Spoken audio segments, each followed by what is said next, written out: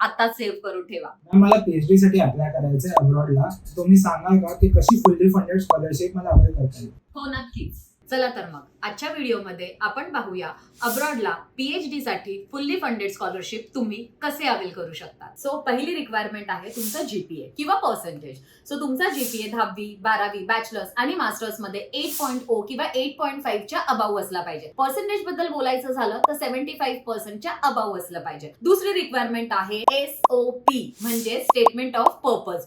खूप important factor आहे. Statement of purpose मध्ये तुम्ही तुमच्या काही एक्स्ट्रा करिक्युलर ऍक्टिव्हिटीज असतील, प्रोजेक्ट असतील, तुम्हाला पीएचडी का करायची आहे ते सगळं व्यवस्थित मेन्शन करा. तिसरं रिक्वायरमेंट आहे 3 लेटर्स ऑफ रेकमेंडेशन. तुमचे जे पण LORs आहेत, लेटर ऑफ रेकमेंडेशन खूप स्ट्रॉंग असले पाहिजेत. चौथं आणि इम्पॉर्टंट रिक्वायरमेंट आहे research proposal. Because research proposal मध्ये तुम्हाला मेन्शन करायचे आहे मेथोडॉलॉजी, काय प्रोजेक्ट हँडल केलेत, इम्प्लिमेंटेशन काय आहे, रेफरन्सेस काय काय आहे, ते सगळं तुम्हाला रिसर्च प्रपोजल मध्ये मेन्शन करायचं आहे. पाचवी रिक्वायरमेंट आहे पेपर पब्लिकेशन. येस, तुम्ही पीएचडी ला चाललात, रिसर्च साठी चाललात, तुमच्याकडे पेपर पब्लिकेशन असणं खूप महत्वाचं आहे.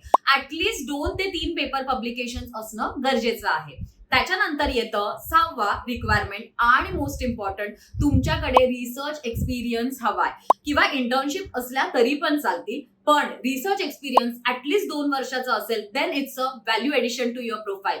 आणि ह्या सगळ्या रिक्वायरमेंट्स तुम्ही फुलफिल करत असाल तर नक्कीच तुम्ही फुल्ली फंडेड स्कॉलरशिप तेही अब्रॉडला अवेल करू शकता. अजून काही इन्फॉर्मेशन हवी असेल हा व्हिडिओ आताच सेव्ह करा आणि आमचे काउन्सिलर्स तुम्हाला स्टार्ट टू एंड हेल्प करायला रेडी आहेत.